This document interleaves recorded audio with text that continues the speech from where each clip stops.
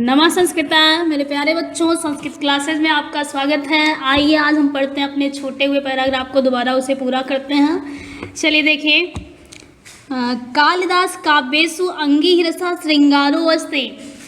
कालिदास काव्येषु, कालिदास हमने आपको बताया था ना बच्चों की कालिदास में कौन सा समास बनता है, षष्ठी तत्पुरुष। कौन सा? षष्ठी तत्पुरुष। तो कालिदास काव्येषु यानी कालिदास के काव्यों में अंगिरसा यानी मुख्य रस श्रृंगारो अस्ति, श्रृंगार रस है। यानी कालिदास के काव्यों में कौन सा रस सबसे सर्वश्रेष्ठ है, मुख्य है श्रृंगार रस। कौन सा? श्रृंगार रस। तो तस्य पुष्ट्यर्थ करुणादयो अन्य रसाः अंगभूताः। तस्य पुष्ट्यर्थ, उसकी पुष्टि के लिए, किसकी पुष्टि के लिए? श्रृंगार रस की पुष्टि के लिए करुण आदि अन्य रस, करुण आदि अन्य रस अंगभूता मतलब स्वीकृत किए गए हैं।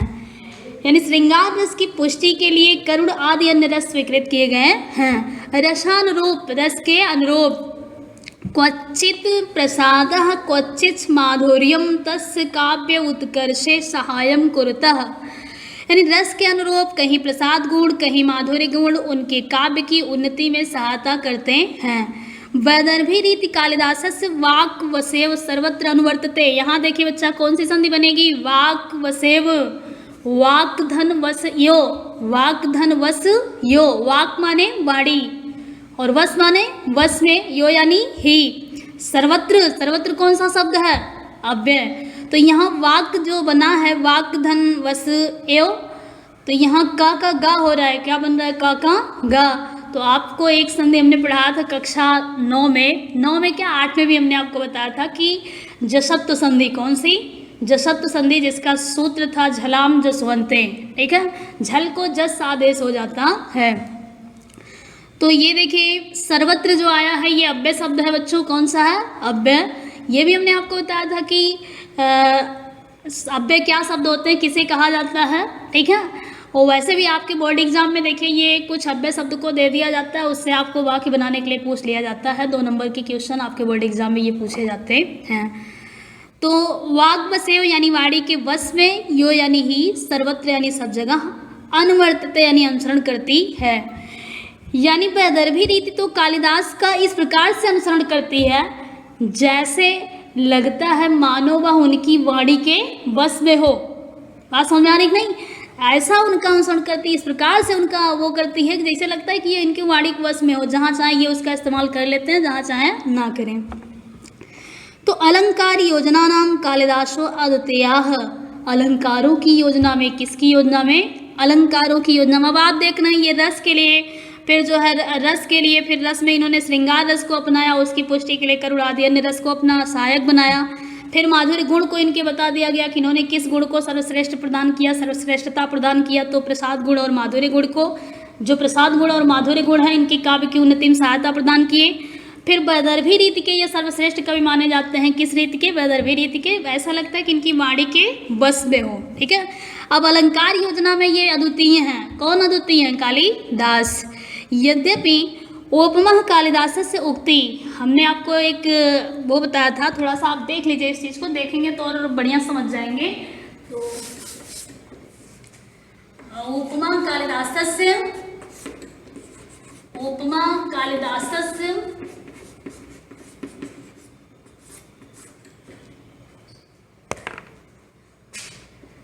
भारवेथ गौरवम, भारवेथ गौरवम दंडिना पद लालित्यम, दंडिना पद लालित्यम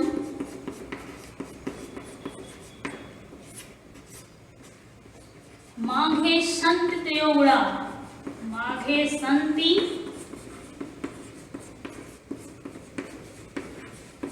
त्रयोगुणा। अब यहाँ देखिए बच्चों, जैसे एक उक्ति इनके लिए प्रसिद्ध है महाकवि कालिदास के लिए कि कालिदास जो है ये उपमा के लिए प्रसिद्ध है। किसके लिए? उपमा के लिए प्रसिद्ध है। उपमा मतलब अलंकार, उपमा अलंकार जो आप पढ़ रहे हैं ना, कि जहाँ किसी व्यक्ति या वस्तु का उत्कर्ष दिखाने के लिए किसी समान धर्म के आधार पर उसकी सुंदरता किसी प्रसिद्ध व्यक्ति या वस्तु के साथ दिखाई जाती है। कौन सा अलंकार होता है? उपमा अलंकार होता है। तो कालिदास उपमाओं के लिए विशेष माने जाते हैं। ठीक है, इनके अलंकार जो है वो कौन से हैं? सबसे प्रिय जो इनका अलंकार है वो है उपमा अलंकार। ठीक, अब भारवेद गौरवम यानी महाकवि जो भारवी हैं, कौन है? संस्कृत के ये कवि हैं सब।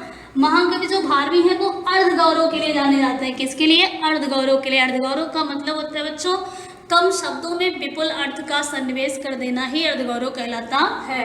मतलब लिखते कम हैं, ससैया के दोहरे जेव नाविक के तीर, देखन में छोटे लगे घाव करें गंभीर। ठीक है, कुछ ऐसी इनकी स्थिति है कि कम शब्द में विपुल अर्थ को बना देते हैं, तो ये भारवी की पहचान है। ठीक है, दंडिना पदलालित्यम, पदलालित्य के लिए कौन प्रसिद्ध है? महाकवि दंडी। ठीक है, माघे शंख त्रयोगुणा, महाकवि जो माघ है, कौन है बच्चों? महाकवि माघ।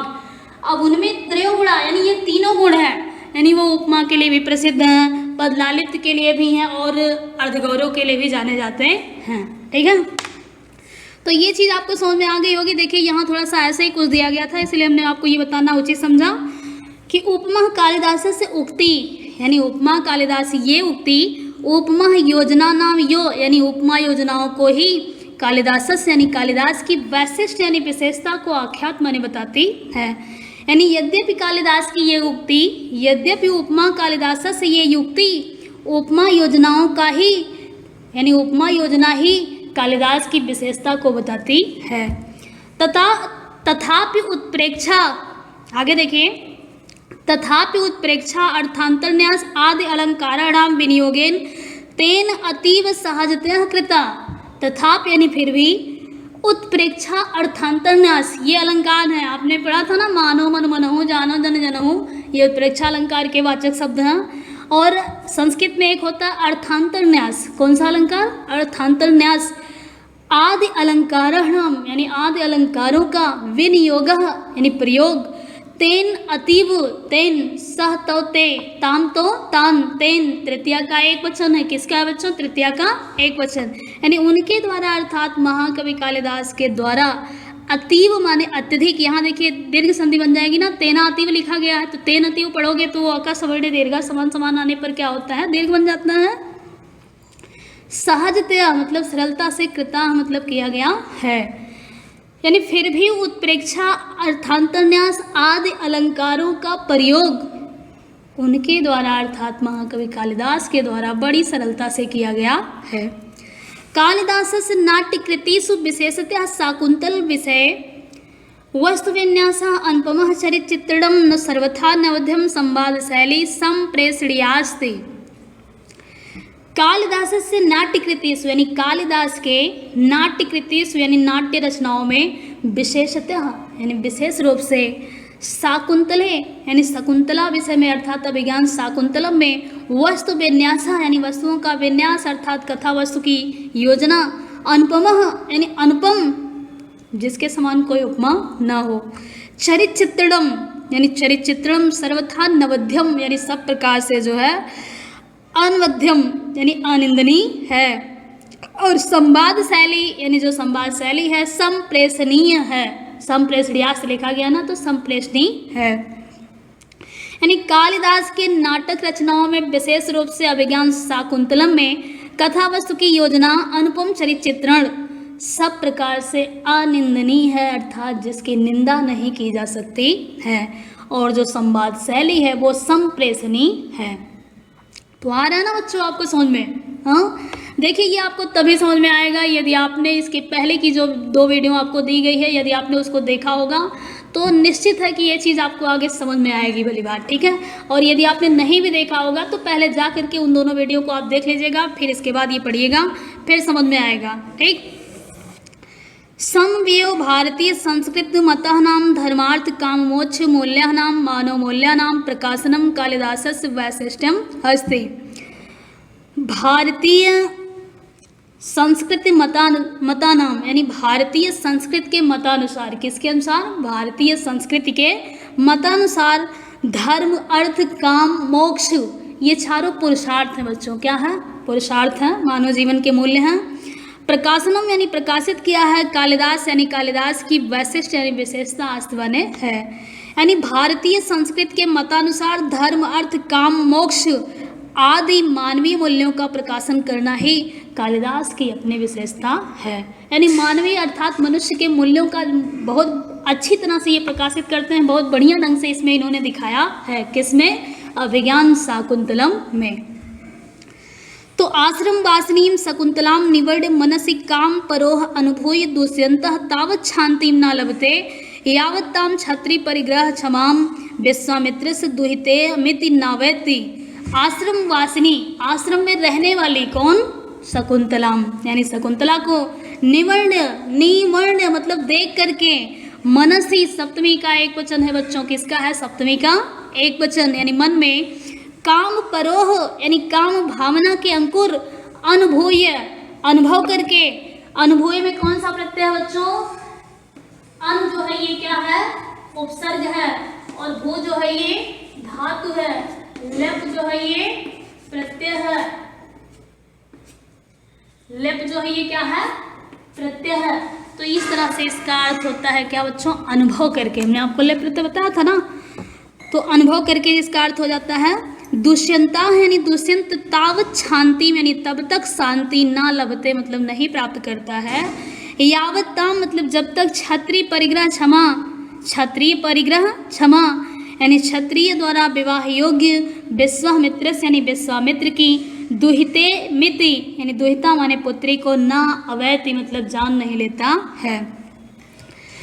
यानी देखिए, आश्रम में रहने वाली शकुंतला को देखकर दुष्यंत के मन में काम भावना के अंकुर, दुष्यंत के मन में काम भावना के अंकुर तब तक नहीं शांति लेते जब तक वह विवाह के योग्य विश्वामित्र की पुत्री को जान नहीं लेता है।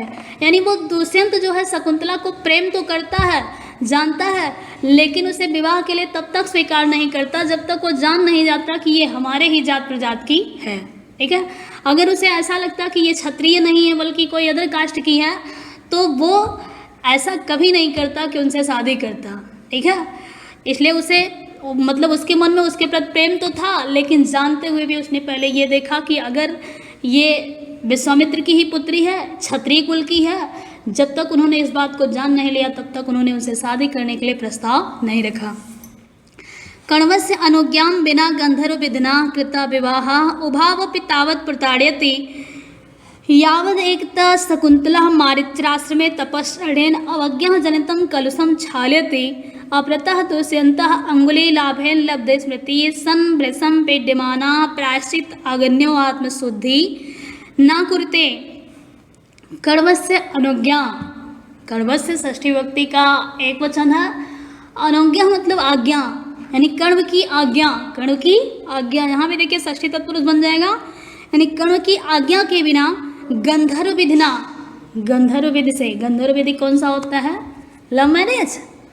हाँ, तो गंधर्व विधि से कृता यानी किए गए विवाह मतलब विवाह से उभावप यानी दोनों भी तावत प्रताड़यते, तावत प्रताड़यति, तावत अगर तावत धन प्रताड़यति कर देंगे तो दा का ता हो जाएगा, चर्त संधि वही बनेगी। ठीक है, वर्ग का पहला अक्षर हो जाएगा ना, चर्त बनेगी खर्चा। तो दोनों तब तक प्रताड़ित होते हैं यावद एकता यानी इधर जो है एक और शकुंतला यानी शकुंतला मारीच आश्रम में, मारीच आश्रम में लिखा गया ना तो दीर्घ संधि बन जाएगी, मारीच के आश्रम में तपश्चरणेन, तपह धन चरणेन, तपह धन चरणेन विसर्ग संधि हो जाएगी। तो तपस्या के आचरण से अवज्ञा जनितम, अवज्ञा जनितम यानी अपमान जनित, किससे? अपमान जनित, कलुषम यानी पाप को ना छाल्यति मतलब ढो नहीं डालती है, धो नहीं डालती है। अपरतः दूसरी ओर दुष्यंत यानी दुष्यंत अंगुली लाभेन, अंगुली मतलब अंगूठी, अंगुली माने क्या होता है बच्चों? अंगूठी, अंगुली माने अंगुरी ना। ठीक है, यहाँ अंगुली से उसका कोई वो नहीं है, अंगुली मतलब अंगुली लाभेन का मतलब किससे है? अंगूठी के प्राप्त ना होने से लब्ध स्मृति यानी प्राप्त स्मृति को भृशम पीड्यमाना है यानी अत्यंत जो है पीड़ित होता हुआ प्रायश्चित अग्न्यो यानी प्रायश्चित की अग्नि में, यहाँ पीड्यमाना जो लिखा गया है यहाँ सानच प्रत्यय लगा हुआ है, कौन सा? सानच। और जहाँ आपको बताया था ना कि सानच प्रत्यय जहाँ जुड़ता है वहाँ हुआ का बोध होता है, किसका? हुआ का। तो आत्मशुद्धि ना कुरते यानी आत्मशुद्धि नहीं करते हैं, यानी कण्व की आज्ञा के बिना गंधर्व विधि से किए गए विवाह से दोनों तब तक प्रताड़ित होते हैं।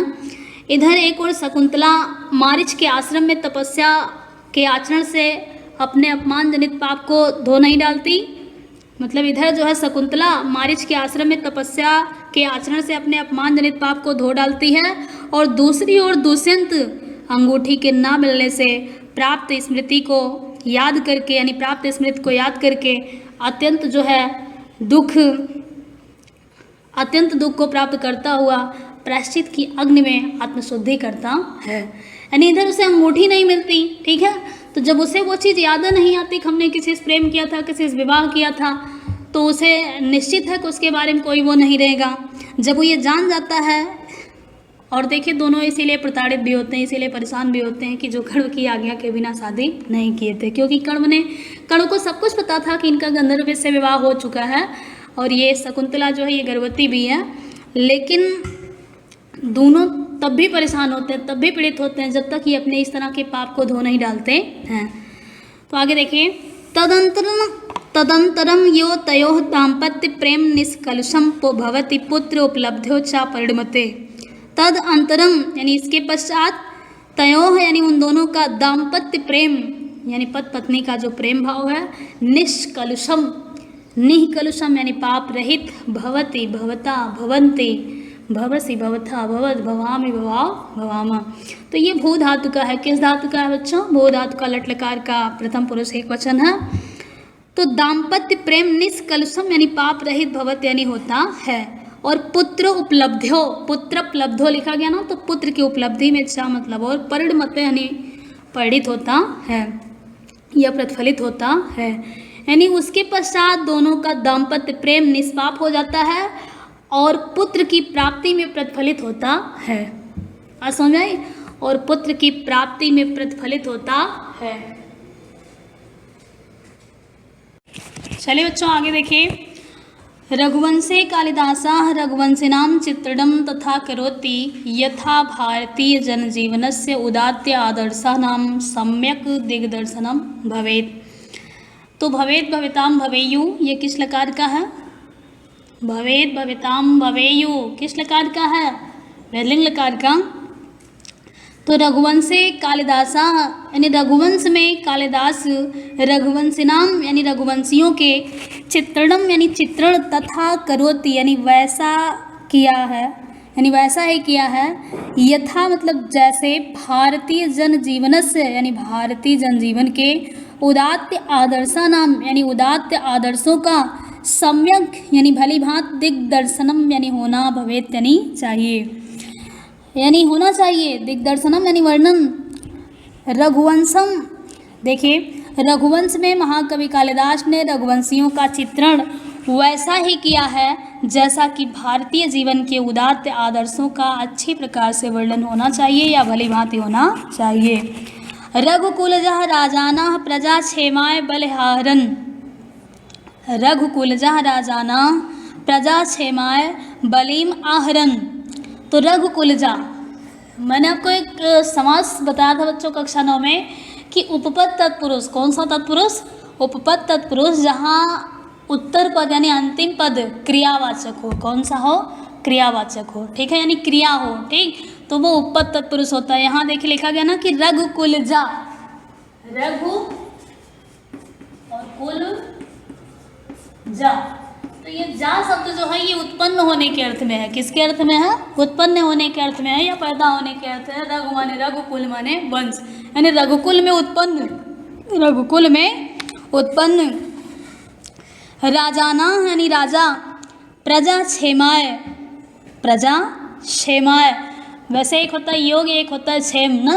योग क्षेम का मतलब ये होता है जो प्राप्त वस्तु है उसकी रक्षा होवे, और जो प्राप्त नहीं है वो चीज़ क्या हो? प्राप्त हो, यानी जो हमारे पास जो वस्तु नहीं है उसकी प्राप्ति हो और जो वस्तु है उसकी रक्षा हो, ठीक है।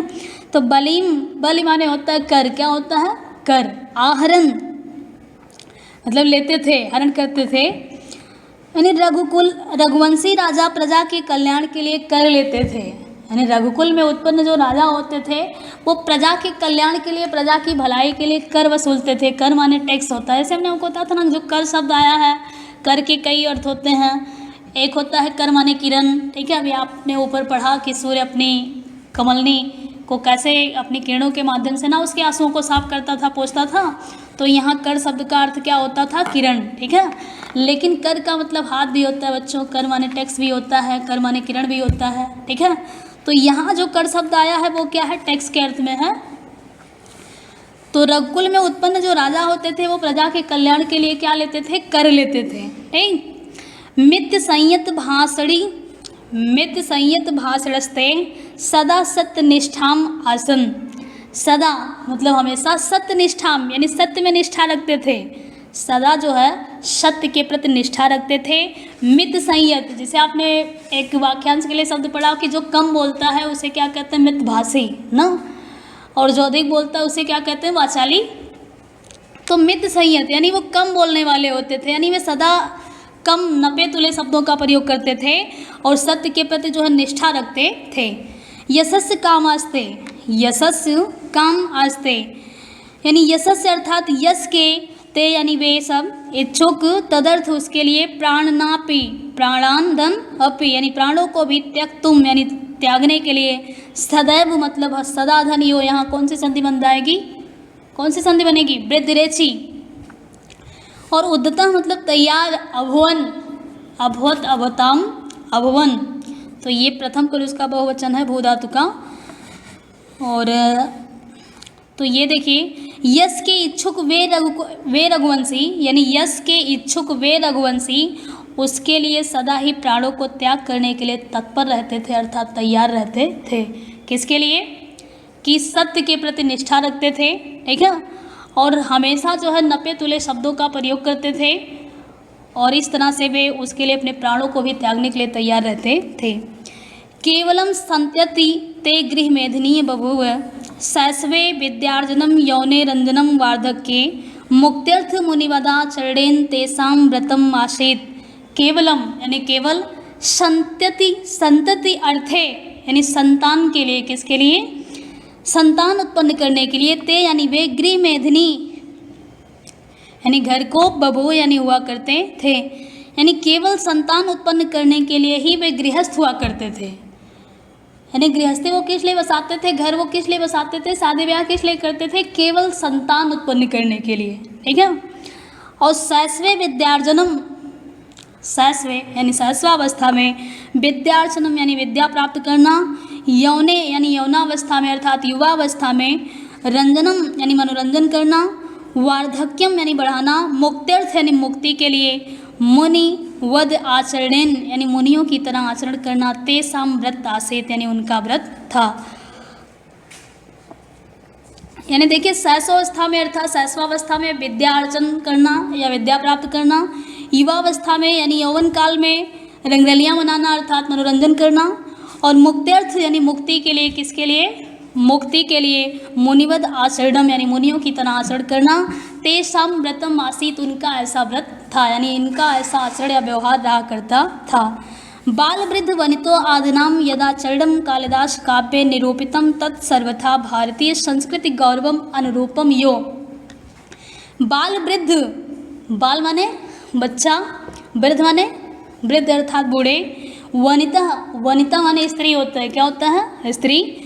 आदिनाम यानी आदि, यदा चरणम, यद धन्नाचरणम, अकाशमण्य दीर्घा यानी जो आचरण कालिदास काव्य यानी कालिदास काव्य, कालिदास के काव्य में निरूपितम यानी निरूपित किया गया है, तत्सर्वथा यानी वह जो है सब प्रकार से भारतीय संस्कृति यानी भारतीय संस्कृति के गौरवम अनुरूप यो यानी गौरव के अनुरूप ही है।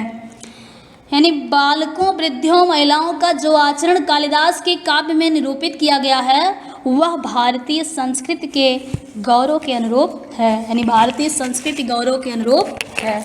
आगे देखिए, आहिमवतः सिंधु बेलायां यावत विकीर्णाः भारत गौरव गाथा कालिदासेत्स स्वकृतिषु उपनिबद्धाः रघुवंशे मेघे कुमार संभवे च भारत देशस्य विविध भूभागः नाम गिरिकानन आदिनां यादृक् स्वाभाविकं मनोहारि च चित्रणं लभ्यते स्वचक्षुषु अनवलोक्यं तद संभवम् अस्ति। आहिमवता, ना हिमवता यानी हिमालय से लेकर के, कहाँ से लेकर के? हिमालय से लेकर के सिंधु बेला में यानी सिंधु तक विकीर्णा मतलब फैली हुई भारत गौरव गाथा यानी भारत की गौरव गाथा कालिदास यानी कालिदास के द्वारा स्वकृतिषु यानी अपनी कृतियों में उपनिबद्ध मतलब निबद्ध की गई है। यानी हिमालय से लेकर सिंधु बेला तक फैली हुई भारत की गौरव गाथा कालिदास के द्वारा अपनी कृतियों में निबद्ध की गई है। रघुवंशे मेघे, ये इनके क्या थे बच्चों, जैसे हमने आपको इनकी रचनाओं के बारे में पहले ही बता दिया है। तो रघुवंश यानी रघुवंश महाकाव्य में, किस काव्य में, रघुवंश में, मेघदूत यानी मेघदूत में, कुमार संभवे और कुमार संभव में, भारत देशस्य यानी भारत देश के, विविध भूभागः नाम यानी विभिन्न भूमिभाग के, गिरि माने क्या है, पहाड़, कानन यानी जंगल, नदी नाम यानी नदियों का, यादृक यानी जैसा, स्वाभाविकम यानी स्वाभाविक, मनोहारी अर्थात मन को हरने वाला, अच्छा मतलब और, चित्रण यानी चित्रण, लभ्यते यानी प्राप्त होता है, स्वचक्षुषा चक्षु माने क्या होता है बच्चों, नेत्र होता है, अनवलोक्य यानी बिना देखे, तद संभव यानी वह संभव, अस्ति माने है। यानी देखिए रघुवंश मेघदूत और कुमार संभव में, रघुवंश मेघदूत और कुमार संभव में भारत देश के विभिन्न भूमिभाग का पहाड़, वन और नदियों का जैसा स्वाभाविक चित्रण मिलता है वैसा अपनी दृष्टि से देखकर करना संभव नहीं है। यानी इन्होंने जैसे जैसे चित्रों, जैसे जैसे वन, पहाड़, जंगल आदि का जो चित्रण उन्होंने उसमें किया है वैसा अगर कोई देख करके करता तो शायद वैसा नहीं कर पाता। ठीक है, जैसा महाकवि कालिदास ने कर दिया है वैसा यदि कोई एक बार देख करके भी उसका वर्णन करता, लिखता तो शायद उतना सुंदर, उतना बढ़िया, उतना सराहनीय कार्य नहीं कर पाता। ठीक है, तो आगे देखिए, तथा विधम तस् देश प्रेमम तस्य काव्योत्कर्षे समुद्रयति संतु तत्र अनल्पः संस्कृत कव्याः किंतु कस्यापि कालिदासेन साम्यम न अस्ति। तथा विध्यम यानी इस प्रकार, तस्य देश प्रेम यानी उनका जो है देश प्रेम, तस्य काव्य उत्कर्ष से उनके काव्य की उन्नति में, समुद्रयति यानी समुद्रयत का मतलब जो है मजबूती प्रदान करता है।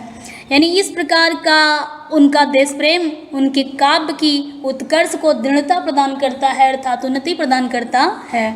तत्र अनल्पः यानी उसमें भी, संस्कृत कव्याः यानी संस्कृत कवि, किंतु यानी कुछ, कस्याप यानी किसी भी, कालिदासेन यानी कालिदास के द्वारा, साम्यम यानी समता, ना माने नहीं, अस्ति माने है। यानी यद्यपि संस्कृत के असंख्य कवि हैं, यद्यपि संस्कृत के असंख्य कवि हैं, तमाम कवि हैं, लेकिन किंतु कस्यापि कालिदासेन साम्यम न अस्ति यानी किंतु किसी की कालिदास से समता नहीं है अर्थात किसी की बराबरी कालिदास से नहीं है। यद्यपि संस्कृत के असंख्य कवि हैं किंतु किसी का भी कालिदास से बराबर यानी कोई भी कालिदास के बराबर नहीं है। साधु उत्तम, यहाँ देखिए साधु और लिखा गया है उत्तम, तो ओ मिलकर कौन सी संधि बन जाती है, अका सवर्णे दीर्घ यानी साधु उत्तम अर्थात ठीक कहा गया है, केंचित यानी किसी के द्वारा, कालिदास अनुरागिणा यानी कालिदास के अनुरागी अर्थात कालिदास के प्रेमी द्वारा, पुनः कविनाम गणना प्रसंगे कनिष्ठ काधिष्ठित कालिदासाः अद्यापि तत्तुल्य कवेः भावाद अनामिका सार्थवती बभूव। तो देखिए कालिदास के किसी प्रेमी ने यानी कालिदास से विशेष प्रेम करने वाले किसी व्यक्ति ने लिखा है कि पुरः कविनाम, पुरः ये अव्यय शब्द है, अव्यय का मतलब ना व्यय, जो खर्च ना हो। कविनाम हमने आपको एक सूत्र बताया था कक्षा 9 में, अगर आपने पढ़ा होगा तो आपको याद होगा, यतस्य निर्धारणम यानी जहाँ बहुतों में से किसी एक को सर्वश्रेष्ठ बताया जाता है तो वहाँ षष्ठी या सप्तमी विभक्ति दोनों में से किसी एक का प्रयोग कर सकते हैं। यदि आप दोनों विभक्तियों को लगाते हैं तो वहाँ वा लगा सकते हैं, वा लगाने के बाद आप दोनों विभक्ति रख सकते हैं। पुरः कविनाम यानी प्राचीन काल में, कविनाम यानी कवियों की, गणना प्रसंगे यानी गणना के प्रसंग में, यानी प्राचीन काल में कवियों की गणना के प्रसंग में, कालिदास यानी कालिदास, कनिष्ठिका कौन सी, कनिष्ठिका, इन 5 अंगुलियों का नाम आप जानते हैं कि नहीं जानते हैं, जानते हैं ना, कौन सी अंगुली है? अंगुष्ठा, ये तर्जनी, मध्यमिका, अनामिका और कनिष्ठिका, ठीक है। तो प्राचीन काल में कवियों की गणना के प्रसंग में कालिदास यानी कालिदास का जो नाम था वो कनिष्ठिका अधिष्ठित यानी कनिष्ठिका अंगुली पर स्थित थे। किस पर? कनिष्ठिका पर। अद्यापि, आज भी, अध्यधन अपि, यहाँ देखिए कौन सी संधि बन जाएगी? दीर्घ संधि। तत्तुल्य यानी उनके जो है समक्ष, उनके समान कवे यानी कवियों का अभावाद यानी अभाव से अनामिका यानी अनामिका सार्थवती यानी जो है सार्थक बभो यानी हुई यानी हो गई है। तो आज भी उनके समान कवि ना होने के कारण यानी आज भी उनके समान अर्थात किसके समान? महाकवि कालिदास के समान कोई कवि ना होने के कारण इनका जो है कनिष्ठिका से पहले वाली अंगुली अनामिका अर्थ से युक्त हो गई है, अर्थात उनका नाम सबसे पहले गिना जाने लगा है, ठीक है।